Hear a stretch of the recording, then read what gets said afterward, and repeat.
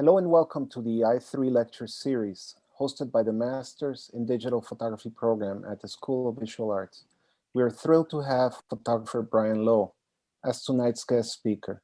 Based in Pasadena, California, Brian is an award-winning advertising photographer, specializing in sports campaigns and entertainment portraits. His photographs are equal parts adrenaline, minimalist design, and sensuality.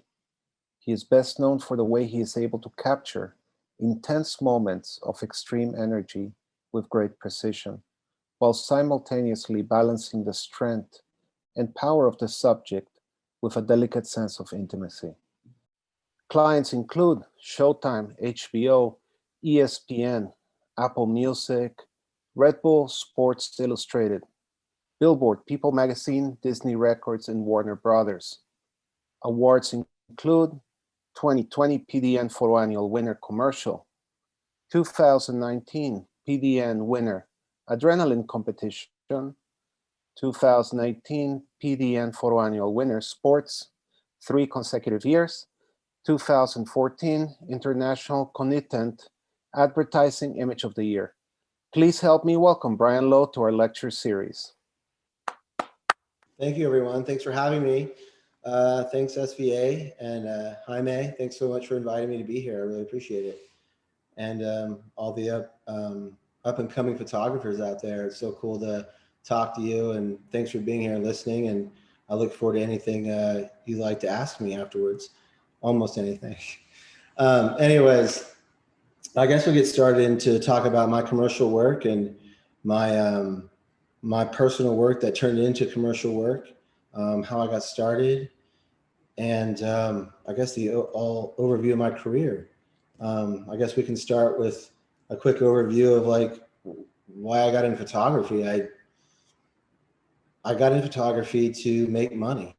I wanted to make a living, and I was in college, and I was taking a darkroom class, and like many stories go, that was it. I was stuck. 2 weeks later, I was like, this is what I'm going to do. So from there, I went to Brooks Photography Institute in Santa Barbara, and I went there for 2 years. And I also had a job working at a fine art printing lab in Santa Barbara. And for some reason, before the next semester started, I packed up my bags and everything I owned in my car, and I moved to Los Angeles and told everybody I was a photographer. And that's how it started, really. I assisted, not very much, but I did work for a couple of photographers, and I had a job printing I taught people how to print black and white images at a lab. Printing for me in the beginning was something I was way more obsessed with than actual photography in the beginning. I just loved being in the darkroom. From there, fast forward like just a year, I got a job at a local newspaper, basically shooting sports, football and basketball in South Central Los Angeles, mainly in Compton. And their sister newspaper called the Hollywood newspaper I shot Hollywood events for them at nighttime. So it wasn't exactly what I never knew what I was going to do or how I saw myself as being a photographer, except for I wanted to be a photographer. So all of a sudden I'm running around in Los Angeles all day long. And then at nighttime, I'm working till 2 or 3 in the morning, taking pictures at events, fashion shows, parties, the whole thing. And a lot of that led to syndication. A lot of that led to work for other magazines. And before I knew it, 3-4 years into being in LA, I had something, I thought, or I had something that I could hold on to. And fast forward into that, maintaining relationships, and pretty much I had the headspace of never saying no, and which I don't really recommend, but that's how I looked at it in the beginning. And I met someone at an Oscar suite during the Oscars, and I was taking pictures of people and celebrities getting ready for the Oscars. And this person invited me to come to CBS to take pictures on a TV show. And I said, no problem, I did it. And then I was invited again. And then from my previous knowledge of starting to already syndicate some of my work, I somehow manufactured a deal that I would do this for them full time, but I would own all the images and I would syndicate the work myself for their publicity, and it worked. And I would say no more than 6 months into it, I had a real business running out of my apartment, basically, and still not really knowing too many people there. I did the whole thing myself, from shooting 5 days a week, 10 to 12-hour days, then editing your images at night, and then getting up the next day and doing it all over again. And then the weekends were for catching up on your editing.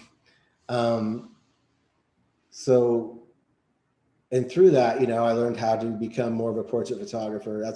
I think that's what I always really wanted to do, was be a portrait photographer. And so I did a lot of studio gallery work for CBS. I was a still photography person for CBS. And going through that was fast forward. That pretty much sucked up almost 10 years of my life. It was like a whole career. And moving on from there, as that started to end, and I kind of wanted it to end in a way, it was time to start doing the next level, right? Like, I wanted more lights, more assistants, more everything. And so I started doing that, and it worked almost immediately for me. I did Showtime, I did HBO, I did numerous Disney album covers, did all the Cyrus's albums, Miley's and Billy Ray's, all for Disney. And then I just never really found a consistent traction that I had working at CBS, because nobody works 5 days a week, 12 hours a day as a photographer, And so it was hard for me to, I guess, embrace that in the beginning. So I started testing a lot and figuring out what really moved me and what I thought was cool, or what I thought was visually appealing to me. So that's how the work that I'm showing today, or work that why are you having me here, is kind of how it all started. It was that I started looking into shapes and lights and harsh shadows, and I decided that this is the look that I want to do. And for me, shooting athletes was something I always wanted to do. I just never really did that much. And so I started just shooting athletes with the kind of lighting I wanted to do. And therefore, that is what has brought forth some of the career I have today. So I guess we'll start right into it. And let's screen this for you guys. Okay. So this image pretty much, the first three images I'm going to show pretty much demonstrate why and how I am where I am today, of using light and shadow, and like Jaime said, sensuality. And I mean, I have to say, I have to steal that bio from you. It's amazing. I have to give you some copyright. Anyways, this is kind of what started it all for me, really. After I shot so many times, I saw this image and it started getting traction with me, with advertising agencies, and for me to get meetings and to go in and show my work. And then this image was a winner in a PDN for 2018 for sports, their photo annual. And once again, it complements the style that I'm doing. And same with this image. All these images just weren't shot with harsh light and just showing up. My process for shooting outdoors is, even though I've always been a studio photographer, my process is definitely scouting out the day before of where I'm going to shoot, whether it's a test shoot or whether it's a commercial shoot, and taking pictures most of the day at the location where I'm going to be shooting, so I can determine where and what I'm going to do. So pretty much the homework is done when I show up for these shoots. It's basically, hopefully, it's stand here, do this, and so far, my success rate is getting it right away, just the way I saw it in my head. So that's how it all started for me in the advertising world after I left CBS. I guess moving forward now, starting this year, I wanted to jump into some fresh work that I just shot, and that whenever I'm shooting something, I want to shoot something that complements the work I've done, so I can get more work. not just to take pictures or to do a project, but to get more work. So with COVID going on this year, I had 2 big commercial jobs get canceled right away. And so I had some free time the past 2 weeks to create some stuff. So I went out and rented this location, and we went and shot these images are in my head of exactly what I wanted to kind of create in a commercial job I was getting ready to do. So I decided to go ahead and do it anyways myself. And this is definitely the world I live in as far as motion and lighting and the vibe goes.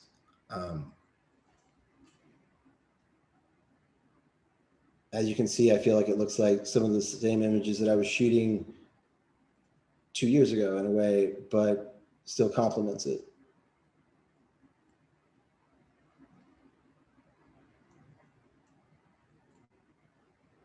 And the thing about sports, I don't know what to say about it, is that for me, it feels, I like to call it active fashion, because I'm really not a sports fan really per se. I just enjoy working with athletes and capturing the motion and the amazing styles that they can do in the air, and sometimes to me, I feel like I get the best intense portraits that I've ever seen by shooting some of these people before, during, and after the process of all the hard movement and working that they're doing during the shoot.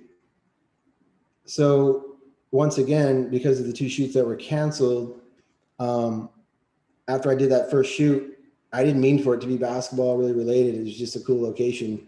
I went ahead and rented this basketball court here in East LA because there's no basketball courts around here right now to work with because all the hoops are up. So I rented this location, and I wanted to make a basketball story so I could market this for myself. And I was really happy how it came out. And I just wanted to show you what it's like for me to like just go out and shoot something, and it feels good to show you something that I shot. I mean, I shot this last week, so it was great. And this to me is like exactly what I just wanted to shoot or show somebody right now, or what I was feeling. And, you know, shooting this action stuff is like, I would always tell people to like, you should always remember what kind of picture you want to take while you're taking it, because even with fast cameras, the more you shoot, the less great moments I feel like you're going to get, or that is for me anyways. I mean, for me, I always try to use a slower camera so I can really time and wait for the subject to do their move, and so I can get it the 1 or 2 times. My frame selection is 4 or 5 frames versus, you know, we have the option of having 10 frames a second and high res these days, which is crazy. And I found that like, that hasn't worked for me yet. It's better for me to take my time and see the image that I want to take as it's happening, and then take it and move on.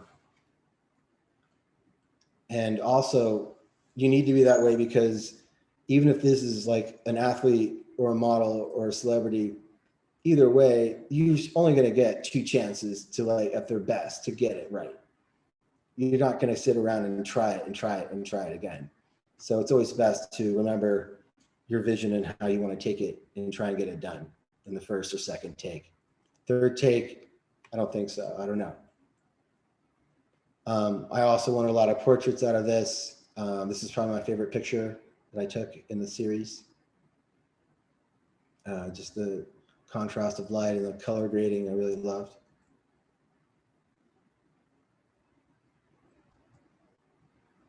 And this to me is fashion, you know?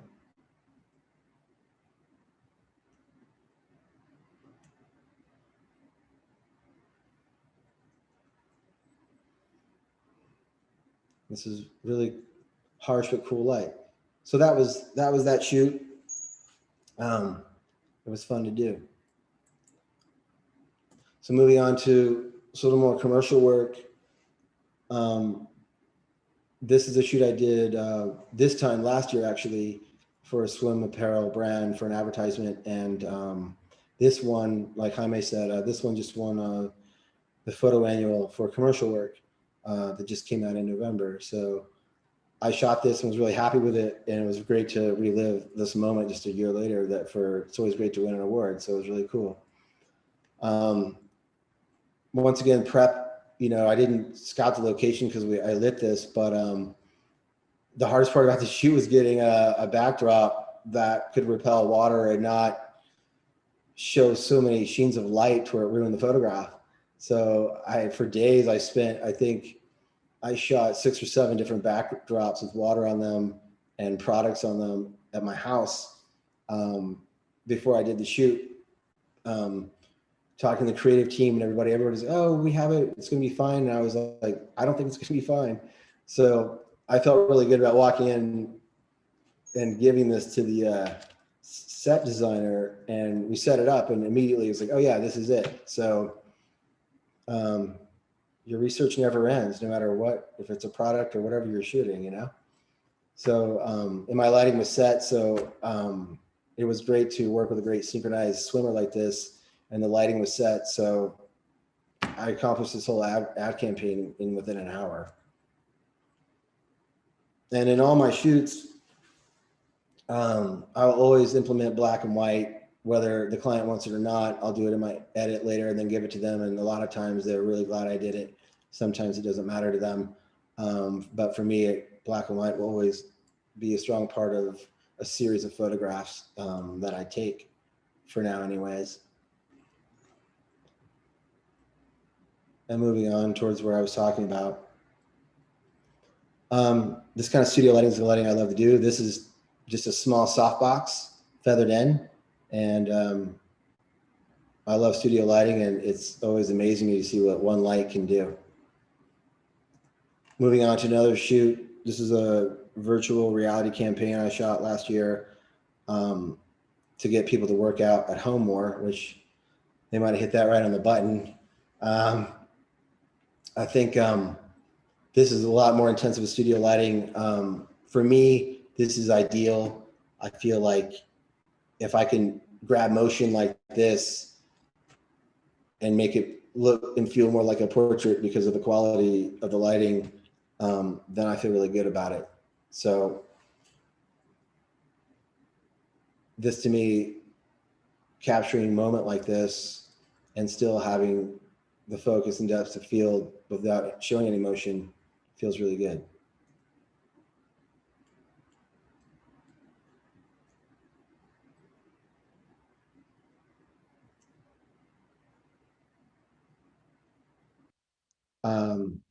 This shoot was definitely, they wanted black and white, so I was happy to make a great black and white image for this client like this, and to be able to have the kind of lighting for this kind of portrait, plus grabbing really high intensity motion.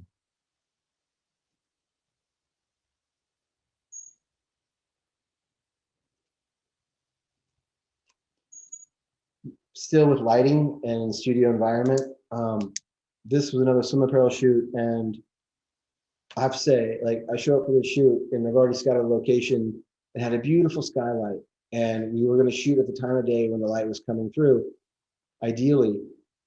And we got there, it was cloudy, and it was still cloudy, and we waited. It was cloudy all day. So we had to climb on top of this building and set up a lot of strobes and power them through the skylight to create this look. And I was never a backlighting fan, but for some reason it's still like, I really love these images. So this is actually lit, which is kind of cool. So once again, this was really great to light something like this and make it look like it was the sunlight coming through. And once again, you get a split second to grab these images when you're lighting something, because you only have so many pops with a flash. So this was great. And this to me has led on to a few things coming up. And then after the shoot, of course, having the ability to use beautiful natural light like this was really great.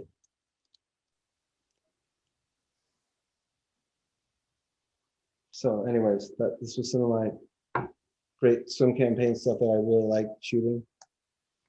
and then back into like a natural light setting.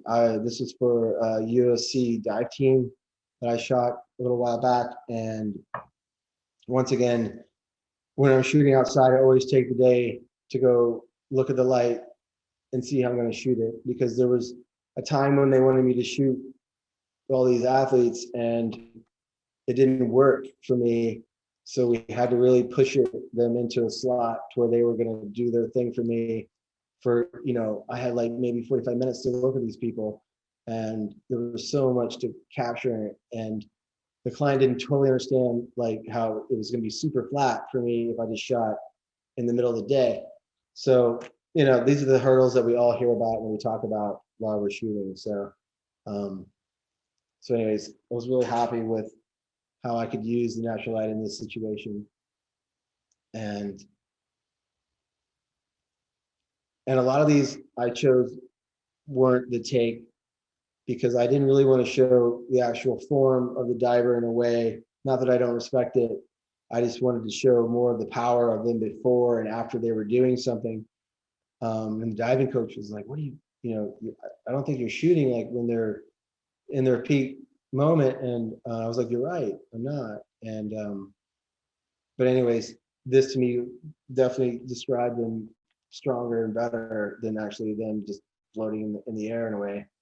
Not that I didn't capture other stuff like that, but I really enjoyed, I'll always probably enjoy these images more than anything in a way that I've taken for a while.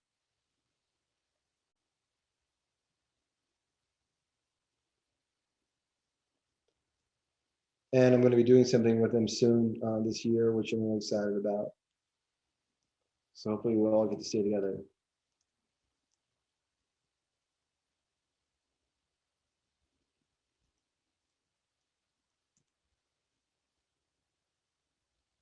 I mean, you have to be really brave to jump off like 150 feet platform and do like 20 flips.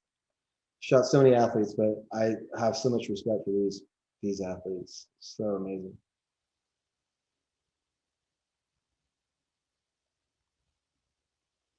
This really complements so many. It's such a simple photograph, but like this really complements everything I like to show in a photograph, from light, shadow, and composition.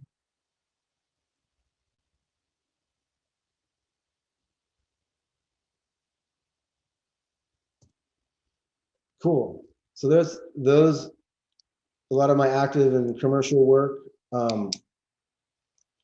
This moving on is a project that I did because I really wanted to work on my portrait photography. And this project has led to many shoots for Apple Music and album covers and artists buying the work themselves for me. This is a KCRW music show, Morning Becomes Eclectic, and it really is just all the best top indie pop artists in the world come through the show. And by chance, I was just there doing a photo shoot of a band, and because that's where the band had to be, it's where I was going to do the shoot. And the people there invited me to come back.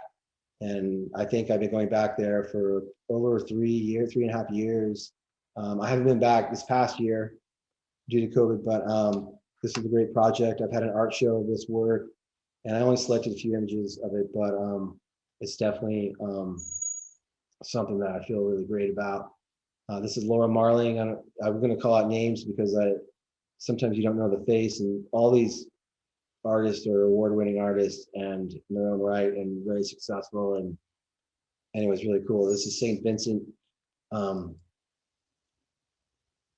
big singer. Her name's Annie Clark, and she goes by St. Vincent. And I called this project in the beginning like this is like my push-ups in photography, because I had commercial work going on, but I had this opportunity every now and again to go in this music show and hang out with all these really great, smart people and make photographs. But a lot of times, you know, these people weren't really interested in having their picture taken sometimes, or, you know, and I would schlep in all of my lighting myself in this one. I wouldn't use my crew. I wouldn't use digital text because I needed to be a lot more personable in a way. So it was just great to be able to go in and make photographs of these people. And sometimes you would only have 5 minutes, and sometimes I would talk to them the whole time and take 3 or 4 frames. It's really grown into like something that it's just made me more of a photographer, more of a portrait photographer for sure. This is Robert Glasper, Grammy-winning R&B jazz artist, amazing. And to be in like these studio environments with them and to talk to them and make friends with them very quickly has done nothing but made me a better photographer for sure. This is Wild Bell. And sometimes people would want to do portraits, so I always had some kind of lighting set up somewhere in a corner of the studio to where I could do this. And it was hard sometimes because you go from a big commercial job of having 3 or 4 assistants or digital tech, and then showing up and you're schlepping your gear, you're setting up and nobody wants to take pictures with you. It was just a great experience. And I had to step out of being a photographer in a way, and I had to step into like just talking to people again without saying, we're going to do this job, we're going to do these pictures. So it really humanized things a lot with me in being a photographer. This is Elliot Sumner, daughter of Sting, amazing rock and roll singer. This is probably one of the more interesting people to me in the world. This is Thundercat, heavy metal bass player, but that also plays, he's a Grammy-winning jazz player. This is really cool. This is probably a personal favorite. It's Dan Auerbach from the Black Keys. He's gone on to hire me from other stuff from being in the studio with him. And for me, because you have your own personal taste in music, this one always sets home for me. This is Gary Carr Jr., another Grammy winner. Second or third, probably the most nicest people I've ever met in my life. He's doing his thing.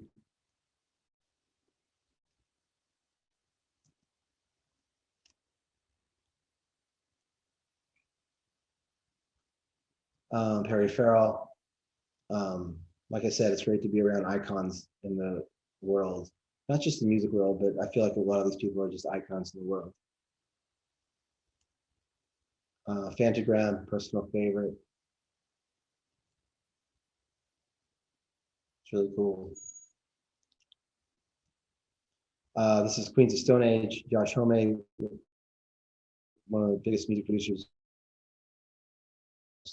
And after I shot him, Apple Music hired me to shoot him again for a campaign, which is really great. Probably the baddest rock and roll person out there, or one of them. This is Pete Yorn.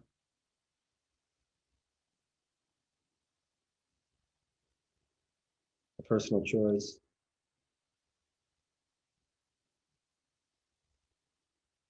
Fits in the Tantrums. My wife and me put this in there. I love them too. She loves them, so I put this in there.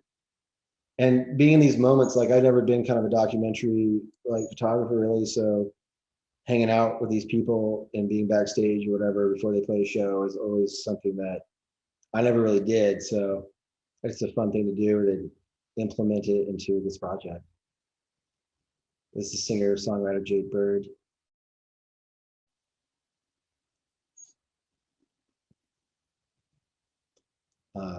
Benjamin Brooks, another great artist. A lot of these artists, some of us don't know about. I didn't know about them. And then you find out what they're doing and where they're traveling and the people they're around. It's just amazing. Most of these people have very successful careers traveling the world, singing their music.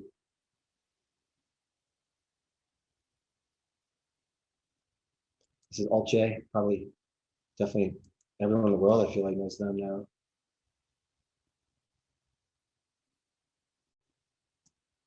Leon Bridges. King Cruel. This is a vertical of like me having lighting set up, and I was very excited to photograph this person because I had so much respect for his music and his style of how he looked at the world. And you know, I had this lighting I was gonna, you know, photograph him, and you know, his people were like, "You have to get this out of here now. There's no way he's gonna take pictures. You know, he doesn't take pictures." And I think he's only done a few photo shoots really. And so I, you know, obviously backed off and took down everything. And then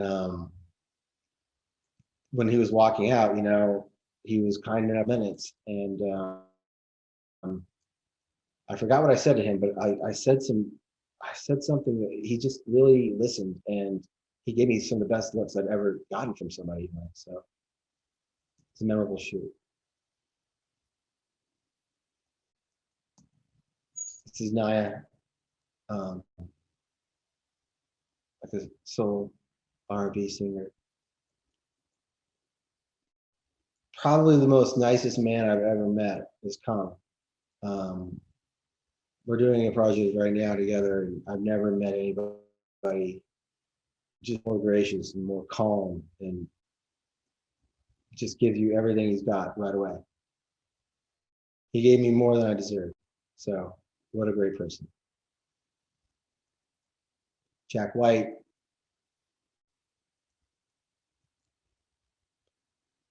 And this is a Rico Sakamoto, a composer.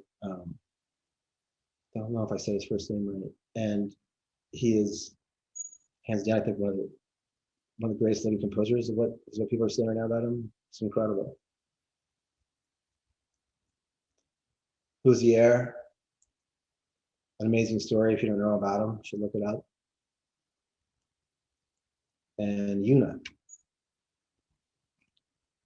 So that was my project, working with them.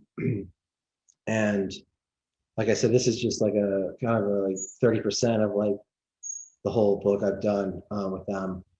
There has been a book that they published, and it's been really great. So anyways, back to like doing commercial work. And I mean, I could only do all this work that I have without, I couldn't do any of it really if I didn't have a great crew. So I recommend to all you people to learn how to get people that are better than you to help you with your lighting, and to help you with your retouching, and to help you with digital teching. And so you can learn to communicate, take like a project like this and be that person to communicate with your subjects and your clients. So you have people doing the other things for you that you don't have to think about, because they're better than you at it in a way, and they understand you, and they do what you think should be done. That's some of the best advice I feel like I could give as far as like commercial shoots go. And talking about, if you're still listening, or if you're, you know, you're a photographer, you're getting into this, you know, marketing yourself. I guess the most important thing I would recommend to you is to talk about, get in front of people, like no matter what, like get in front of people. I know right now COVID's going on, but like face-to-face time is the most important thing I could ever recommend to anyone, as far as marketing yourself goes.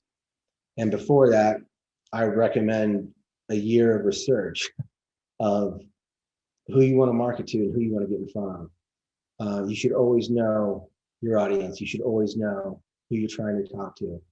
You should know the projects they've worked on, so you know that maybe that's why you want to work for them, because they did a project that inspired you.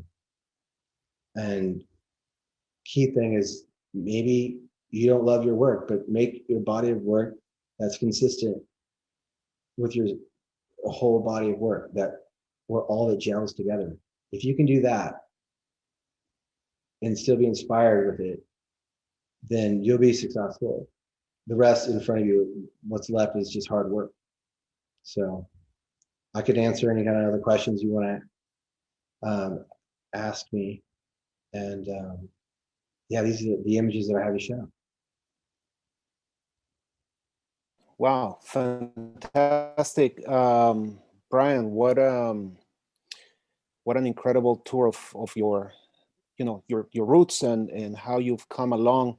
We definitely have time to field some questions. I'd love to, you know, invite the audience to submit them via the chat.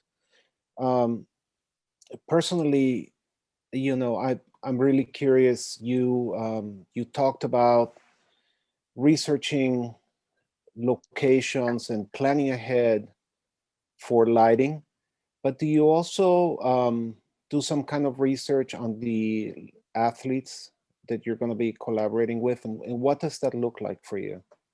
Yeah, that's a great question. Absolutely, I do. Um, I'll probably look at 3 or 4 or 5 different people um, before it's a decision of like, this would be the right person for this shoot.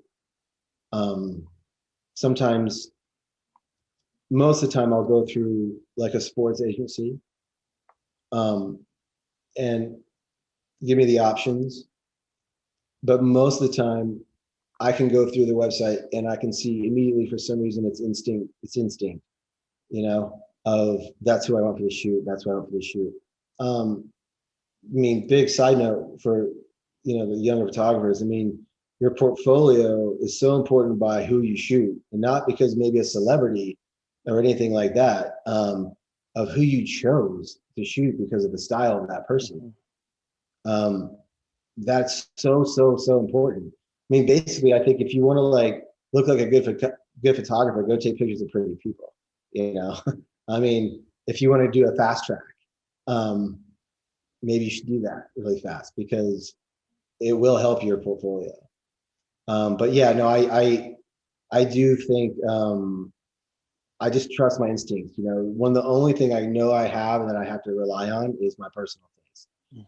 And that's the only thing I know that I can truly trust in everything that I go through in this process.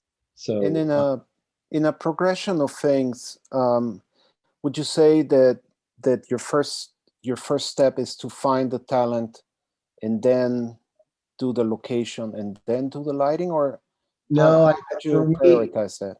for me, it's an idea in my head. It's colors, it's patterns, it's shapes, and then I write it down, and then I look at it, and then it's a lot of time. It's because LA, I know. Oh, you live in LA. There's all these great locations. Actually, I disagree with that because there's so much entailed that you have to do. Like I just spent thousands of dollars on some test shoots just for the locations. You know what I mean? Because I can't just show up and shoot there. I have to rent it, or else, I'll get a ticket or I'll get arrested or whatever, And so I don't want to deal with that. And I know a lot of people have always, you know, shotgunned it, and I have too in the past. But like this day and age, like if I'm scouting light and spending the time and the effort into it, I want to be able to sit there and relax and get my image. So no, I definitely look for the idea first, and then I look for the location first, and then I decide like, okay, who's going to be great for this? And sometimes the people I reach out to that I really want to work with, I don't get to work with them, and there's a plan B. The first 2 shoots I showed you were like some of the top people in the fitness world right now, and I felt very lucky to be able to work with them. I mean, I asked them once, they were like, "Are you kidding? I'd love to do that." And you don't always get that. So like I lucked out a couple of times. And timing is everything for a lot of people too. And if I could take this just one step further, and then I'll open it up to the public. What's a good location to you? Because I feel like it's almost like a character in your shoots. The urban vibe is very specific, and there's a whole recognizable quality to the locations that you choose and how you light them. What's a good location, if you can put it into words? Or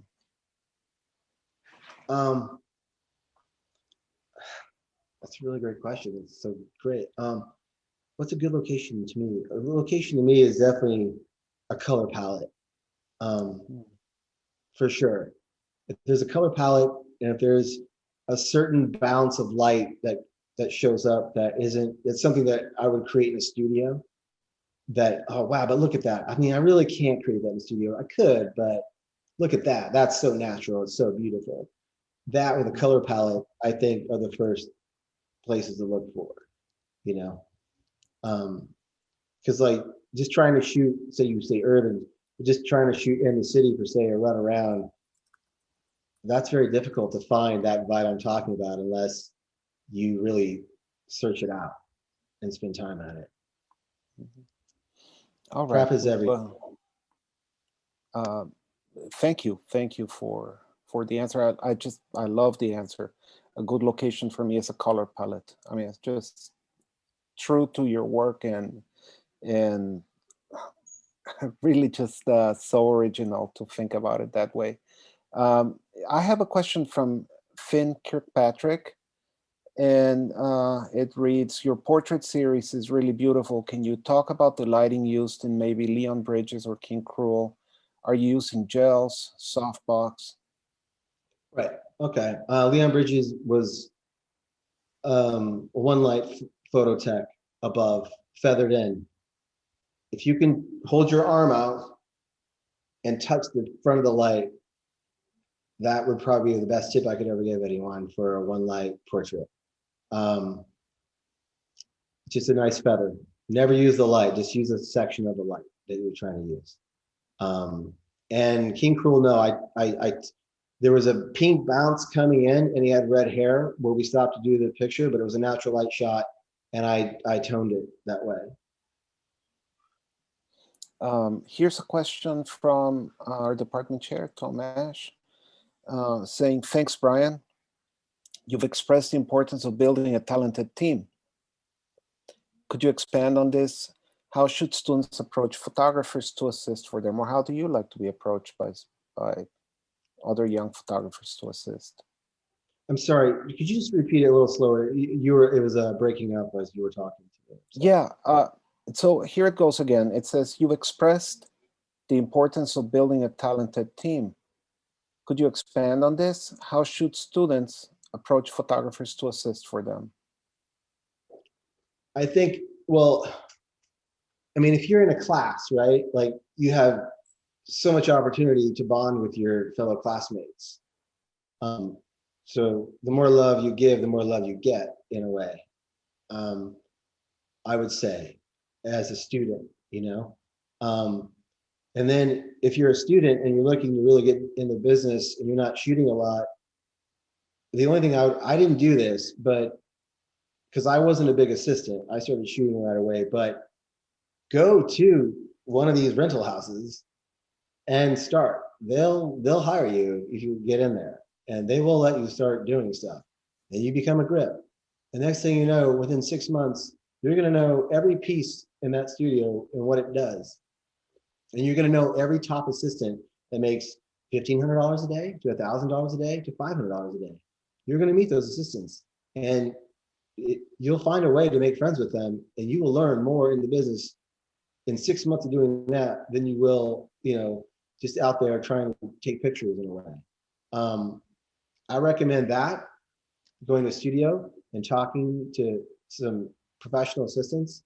And listen, you're, like I said, you're in the game together with your fellow students. It's like your friends, your competition. You're inspired by them. They inspire you. I mean, that's how it was for me, anyways, or how I looked at it.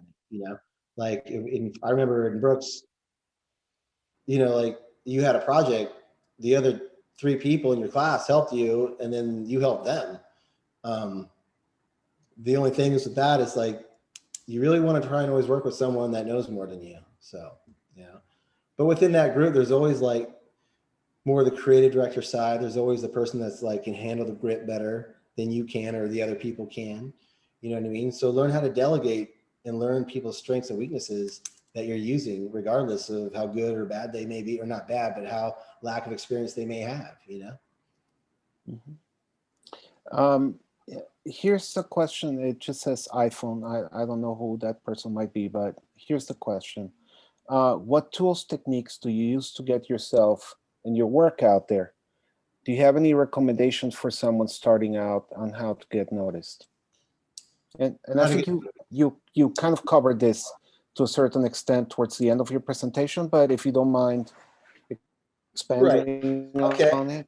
All right, cut right to it. If you don't have, if you totally don't know where to go, what to do, I would say buy a list. It's not going to really help you in the beginning, but buy a list from like Agency Access or some kind of agency like that. Buy a list and spend at least 2 weeks gutting through 80% of it that is not going to matter to you, and gut through it. It is a lot of work. Let me tell you, it is a lot of work. But you do that work and give yourself 50 emails that are current, and you know the people's work and you know what they're doing, and then start hitting those people up. And don't email them every day. Don't email them every week. Start emailing them every once a month, and start. But it has to be new, fresh work every time. And then for me, what really helped, I went back to the old school. I started printing hand meal prints and putting them in really nice boxes with my name on them. And here, one sec.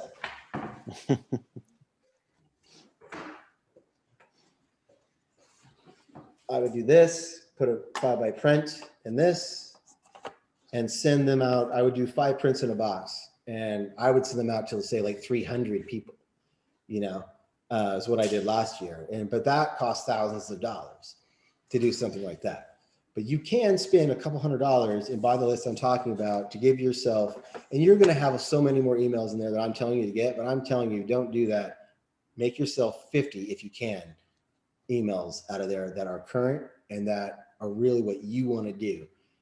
That's actually kind of a lot to think about, catering to 50 people versus this list you're going to get that you could do a mass email of, say, like 700 people, So I recommend doing that. I think, and a lot of, marketing gurus talk about this, LinkedIn is an incredible source for people.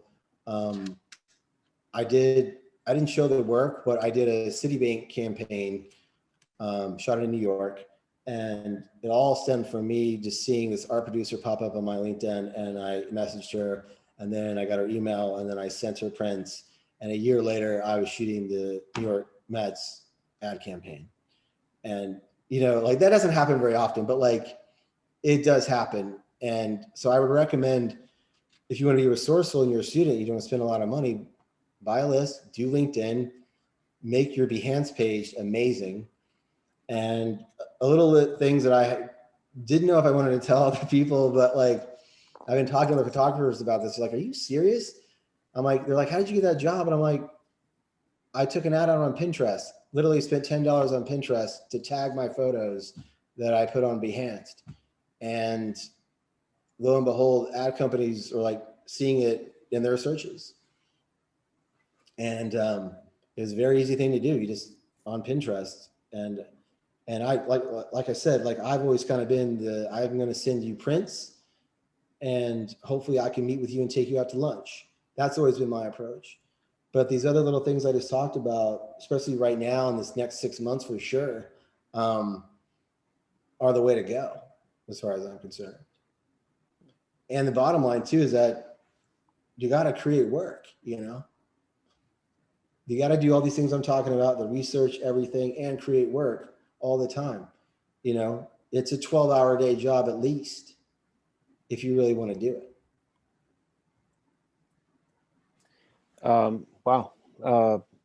I have to say, just a comment. I'm so impressed by your work ethic, and just, want to thank you for sharing your experience and your wisdom, hard-earned wisdom, with our audience. And it's, it's very clear to me that that you're willing to put in the work, and that you're willing to bankroll your vision as well. And I think that neither of those things is obvious or self-evident, that you're going to put your money behind your vision and be your own strongest supporter, your own strongest believer in your own work. I think that's a great lesson to take away from this as well, is that is to know who you are, try to understand your market, and then, believe in it, that you can make a difference, you can make an impression. That's cool. Yeah, for sure. Yeah, absolutely. There was one more question in the chat, and you pretty much answered it, but there's one aspect of that question that you may or may not be able to shed some light on, and that's, how open are clients to working with new talent? Is the marketplace supportive of new talent, or do people basically, go for their tried and true?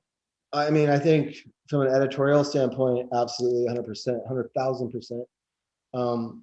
I think, yes, I do. I don't think you should ever fear that at all. From an advertising standpoint, yes and no.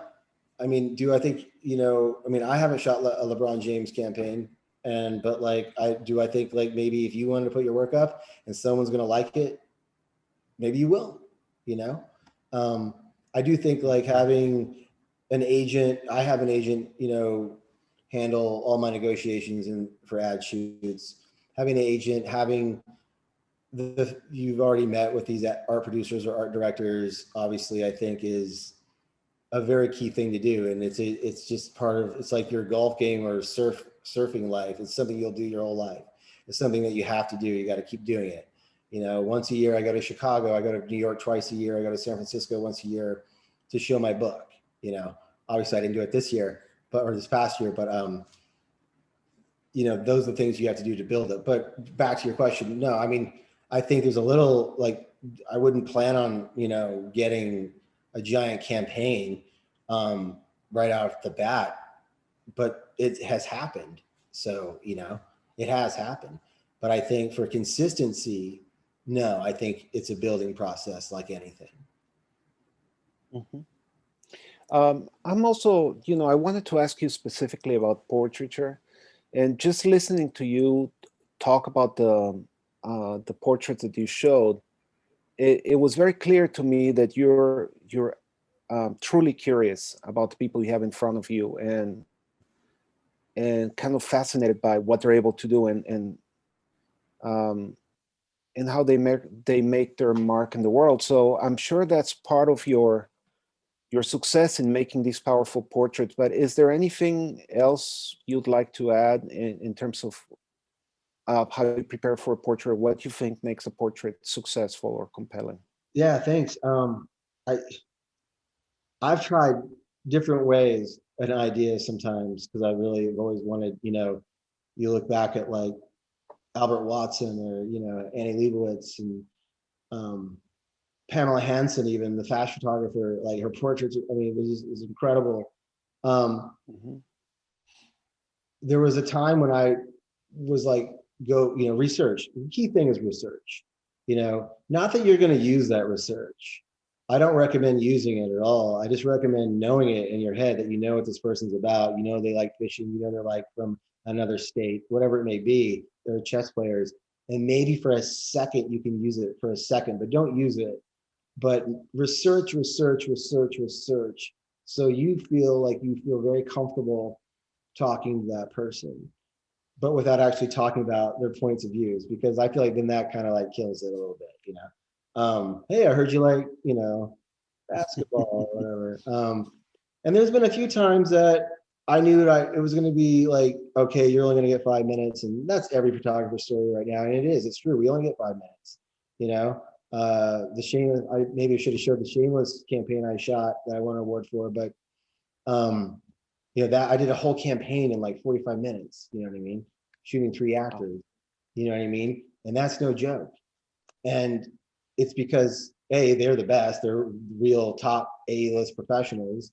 And B, that's all the time you get anyways, so you gotta get it. I have tried like not saying anything, no research, nothing, just going to it blind to see how I felt.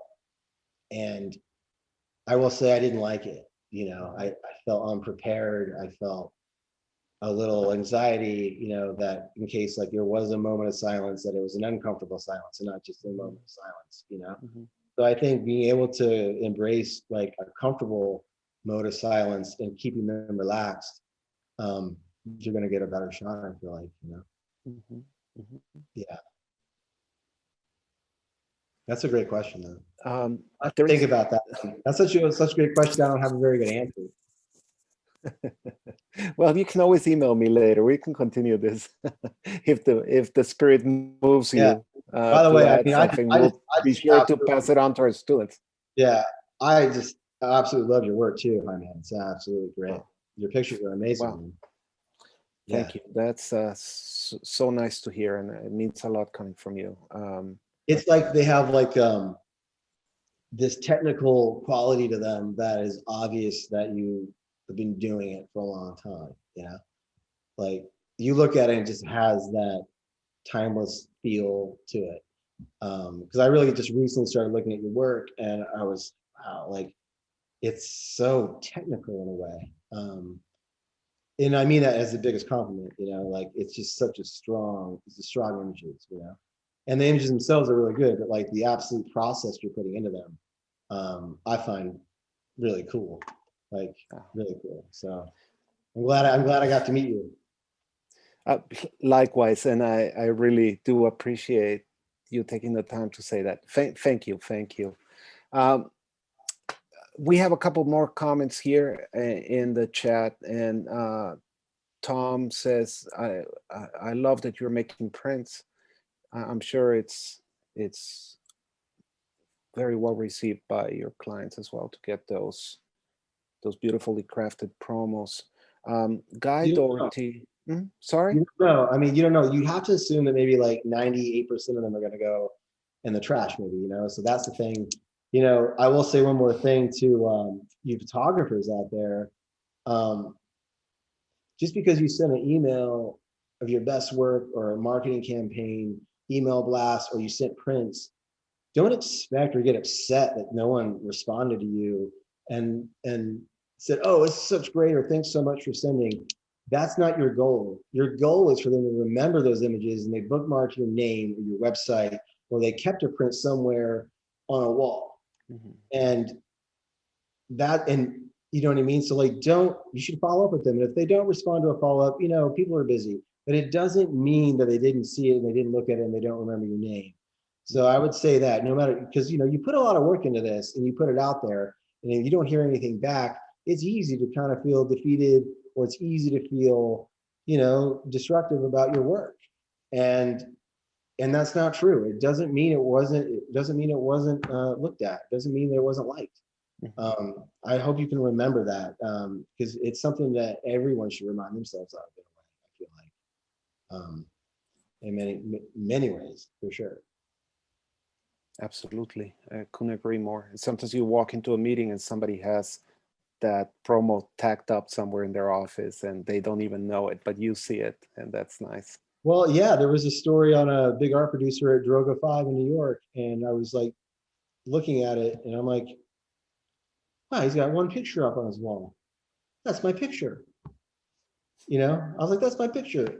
And from there, it inspired me. I'm like, I'm going to do a whole print campaign now.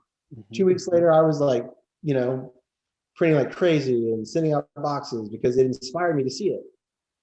Like, and I've only seen that once, and it was like literally through like an online like interview, and I saw like, I'm like, he's got one picture up. It's my picture, you know. So I was like, oh wow. So that was inspiring. But if you don't see that picture, still don't be upset, you know. We have one more question here from Guy Doherty, and the question is whether you use a tripod or you like to shoot freestyle when you're doing these things. I mean, listen, you want to be a real photographer, use a tripod every time you shoot. Don't ever take a picture without a tripod. But no, I don't use a tripod that much, really. I use a tripod shooting my family, really, because I use a remote. Other than that, no, I'm not really. So. All right. Once again, thank you so much for being here tonight with us. It was a wonderful lecture. So candid, so generous. Yeah, I hope it was enough, guys. Thanks for everything you shared, and the image is spectacular. So thanks again. Yeah, absolutely. Thank you. Absolutely, so much. yes.